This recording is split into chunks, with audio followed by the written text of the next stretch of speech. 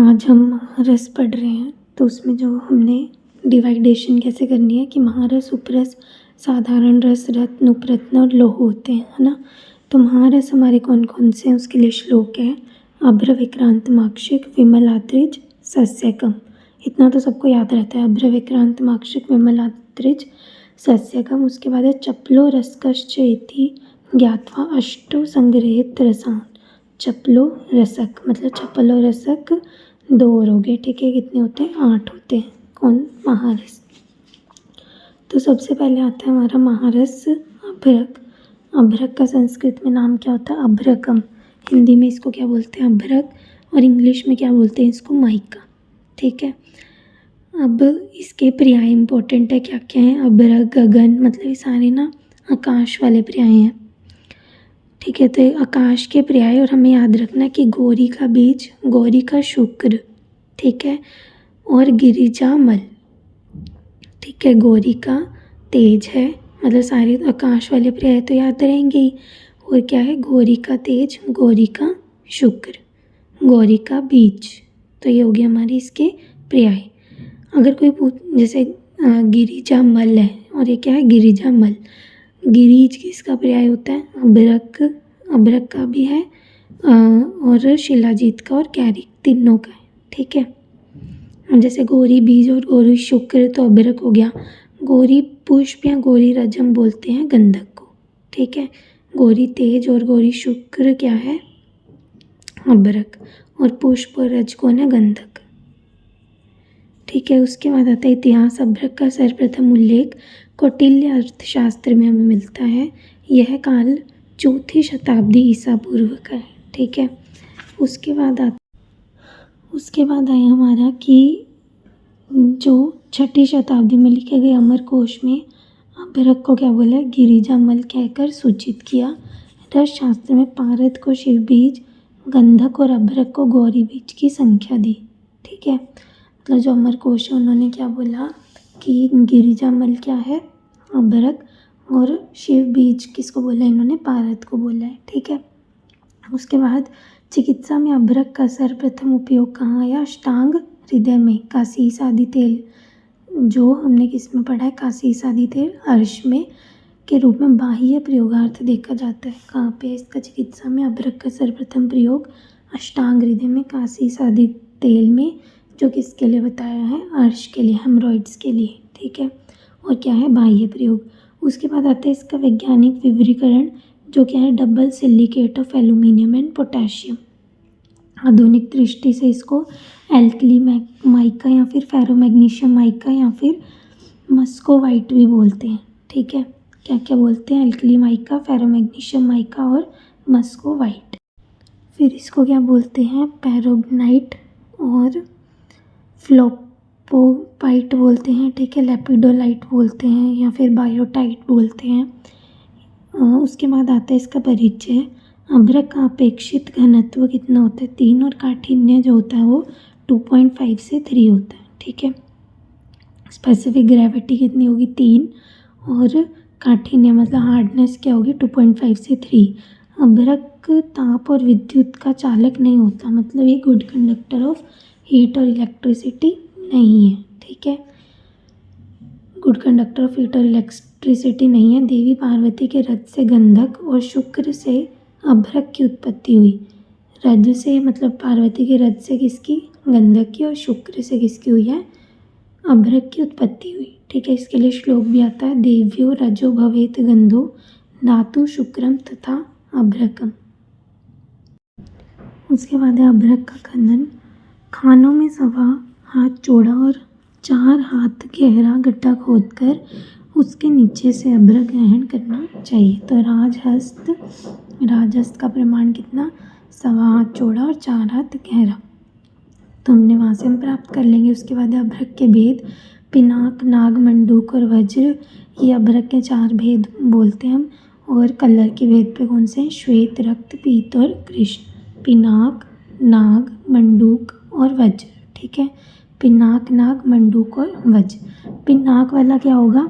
इसे अग्नि पर तपाने पर इसमें से सूक्ष्म दल आसानी से अलग अलग हो जाते हैं। इसके सेवन से मल अवरोध उत्पन्न होता है। पिनाक से क्या होगा? मल अवरोध। फिर उसके बाद आता है नाग अभ्रक। नाग अभ्रक से क्या होगा, मंडल और कुष्ठ उत्पन्न हो जाएंगे। ठीक है, नाग वाला अभ्रक खा लिया तो मंडल आदि कुष्ठ। फिर है मंडूक। मंडूक क्या होगा, मतलब ये मेंढक वाला, तो उछल कर अग्नि से बाहर चला जाता है। ठीक है, इसका सेवन किस में करेंगे हम, अश्मरी में। उसके बाद आता है वज्र। वज्र जो है वो समस्त व्याधियों को नष्ट करने वाला, और सब में यही श्रेष्ठ होता है। ठीक है, जो क्या है वज्र वाला, ये क्या है, श्रेष्ठ है। फिर नाक वाला किसको, मल अवरोध को उत्पन्न करेगा। नाग वाला मंडल और कुष्ठ को उत्पन्न करेगा। और मंडूक वाला जो है अश्मरी को, मेंढक अश्मरी को। और जो वज्र वाला है वो सारी व्याधियों को नष्ट करता है। ठीक है, तो वज्र अभ्रक के लिए क्या हुआ है, वज्र अभ्र वहिनी संतप्त निर्मुक्त शेष वैकृतम, मतलब इसको अग्नि पर तक पाने पर यह सब प्रकार की विकृतियों से मुक्त हो जाता है। इसके सेवन से यह देह और लोह दोनों प्रकार की सिद्धि को देने वाला है। तो देह लोह करम, मतलब देह को लोहे जैसा भी बना देगा। ठीक है, फिर लिखा तच्च सर्व रोग हरम परम, किसके लिए आया है, वज्र अभ्रक के लिए। तच्च सर्व रोग हरम परम किसके लिए, वज्र अभ्रक के लिए। अब आगे है श्वेत आदि वर्ण भेद से अभ्रक की उपयोगिता। श्वेत वर्ण अभ्रक श्वेत कर्म हेतु उपयोगी है। यहाँ श्वेत कर्म का तात्पर्य रजत आदि श्वेत उच्च धातु का निर्माण या फिर श्वेत्र रोग को नष्ट करना है। तो श्वेत वाला अभ्रक किसके लिए, श्वेत कर्म में, जैसे रजत आदि श्वेत धातु का निर्माण करना या श्वेत्र रोग को नष्ट करना। फिर लिखा है रक्त वर्ण का अभ्रक जो है वो रक्त कर्म में उपयोगी है। यहाँ रक्त कर्म से रक्त प्रसादन या फिर लाल रक्त कणों की शरीर में वृद्धि करना समझना चाहिए।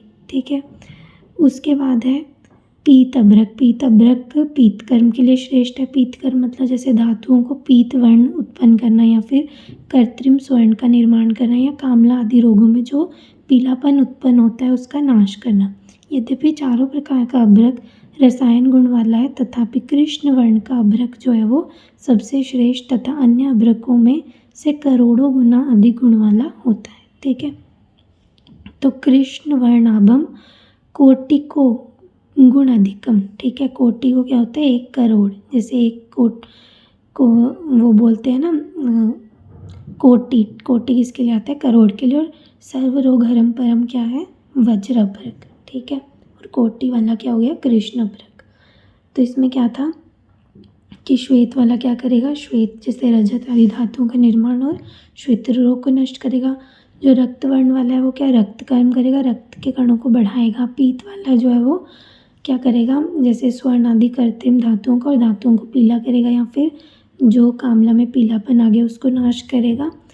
वैसे तो चारों ही अभ्रक रसायन गुण वाले हैं, लेकिन जो कृष्ण वर्ण वाला है वो सबसे अधिक श्रेष्ठ है और सभी अभ्रकों में करोड़ों गुना अधिक गुण वाला होता है। उसके बाद हमारा क्या आता है, प्रशस्त अभ्रक के लक्षण क्या हैं। जो अभ्रक जो है चिकना मोटे दल वाला उत्तम वर्ण से युक्त हो, भार युक्त, आसानी से जिसके पत्र अलग किए जा सके, ऐसा अभ्रक जो होता है वो प्रशस्त माना जाता है। मतलब चिकना मोटा होगा, उत्तम वर्ण से युक्त होगा, भार युक्त, और आसानी से जिसका पत्र जो है वो अलग किया जा सके, ऐसा अभ्रक क्या होता है, प्रशस्त। उसके बाद आता है अभ्रक का शोधन।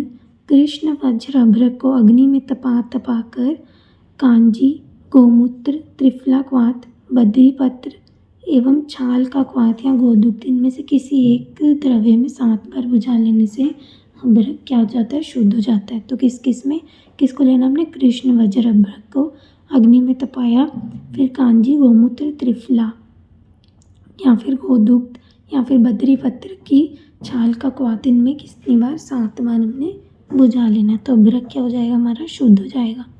कृष्ण वज्र अभ्रक को क्या करना है, अग्नि में तपाना है, कांजी में, त्रिफला में, गोमूत्र में या फिर बद्री पत्र के में या फिर उसकी छाल में हमने 7 बार बुझा लेना है।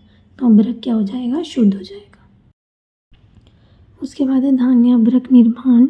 शुद्ध अभ्रक को अभ्रक का 1/4 भाग धान लेकर लेना। मतलब धान्य अभ्रक कैसे कि शुद्ध अभ्रक लिया, उसमें 1/4 क्या मिला दी, धान मिला दी। उसके बाद आता है अभ्रक मारण में पुट की संख्या। लिखा है 20 से लेकर 100 पुट, किंतु रसायन प्रयोग के लिए इसे 100 से 1000 पुट देने चाहिए।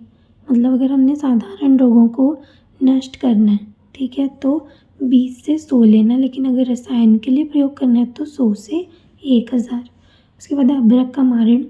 धान्य अभ्रक को कांस मर्द के स्वरस से अभ्रक मर्दन कर चक्रिका बनाकर वही शराब संपुट में बंद कर कर गजपुट की अग्नि में फूंक दें। फिर 10 फुट देने से अभ्रक की भस्म बन जाएगी। मतलब हमने धान्य अभ्रक को, अब पहले तो हमने शोधन किया था ना, फिर धान्य अभ्रक बनाया। तो धान्य अभ्रक बनाया क्यों? क्योंकि हमने क्या करना है, मारण करना है। तो मारण किसका करेंगे हम? धान्य अभ्रक का। तो धान्य अभ्रक को हमने कास मर्द के स्वरस में से करना है, ठीक है। अभ्रक में कौन आएगा? मर्द, तो कास मर्द। एक और मारण देखते हैं हम, नागर मोथा या फिर तंडुलियक के स्वरस से भी हम दे सकते हैं। पहले हमने क्या पढ़ा था? कास मर्द, अब यहाँ नागर मोथा या फिर तंडुलियक। फिर आती है अभ्रक भस्म के लक्षण। क्या अभ्रक भस्म क्या है? निश्चंद्र ससूक्ष्म, मतलब अंजन सदृश सूक्ष्म और अरुण वर्ण की ऊंची, मतलब लाल वर्ण की। अभ्रक की भस्म कैसी? लाल वर्ण की। चंद्रिका रहित लाल वर्ण का, मतलब कोई भी चंद्रिका नहीं होनी चाहिए उसमें, लाल वर्ण का, अत्यंत सूक्ष्म, स्पर्श में कोमल, मृतर अभ्रक के क्या है? ये लक्षण है, ठीक है। क्या लिखा हुआ इन्होंने? निश्चंद्र ससूक्ष्म लोचन अंजन सन्निभम, मतलब अंजन के सदृश बिल्कुल क्या होना चाहिए? पतला होना चाहिए। तो ये हो जाएगी हमारी अभ्रक भस्म के लक्षण। उसके बाद है अमृतीकरण। अमृतीकरण से गुण की वृद्धि तथा वर्ण की क्या हो जाती है? हानि हो जाती है। तो गुण वृद्धि वर्ण हानिश्च भवन्ति, ठीक है। उसके बाद तो अब क्या है हमारा? अभ्रक का सत्वपातन। सत्वपातन कैसे करना है? अभ्रक में चौथाई भाग टंकण मिलाकर मूसली में रस रखकर मर्दन टिकिया बनाकर सुखा ले। अब इसे मूषा में रखकर कोष्ठिका यंत्र द्वारा तीव्र दमन करने से अभ्रक का लोहे जैसा सत्व निकल जाता है।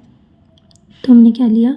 अभ्रक में 1/4 क्या डाला? टंकण, फिर उस मिलाकर मूसली रस से मर्दन करके टकिया बनाकर सुखा लिया। अब इसे मूषा में रखकर कोष्ठिका यंत्र से तीव्र दमन करना है। उसके बाद अभ्रक सत्व का शोधन कैसे करेंगे? त्रिफला, वटमूल और कांजी में 7 बार गर्म कर बुझा लेने से अभ्रक का सत्व जो है वो शुद्ध हो जाएगा। अब मारण कैसे करेंगे? अभ्रक शुद्ध अभ्रक सत्व से आधा भाग कज्जली लेकर कत्र कूट लेना है। फिर उसके बाद इसके गुण क्या है? अभ्रक सत्व भस्म के सत्व की भस्म जो होगी वो शीतवीर्य होगी। क्या होगी वो? शीतवीर्य होगी, ठीक है। उसके बाद श्लोक में हम देखते हैं अपक्व अभ्रक से दोष क्या क्या है।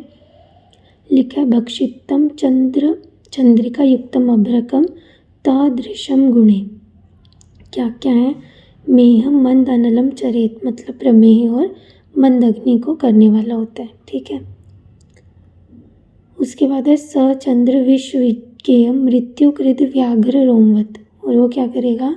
चंद्रिका युक्त अभ्रक बाघ की जैसी रोएं होती हैं उसकी भांति आंत्र में छिद्र उधर कर रोगी को क्या कर देगा? मार देगा, ठीक है।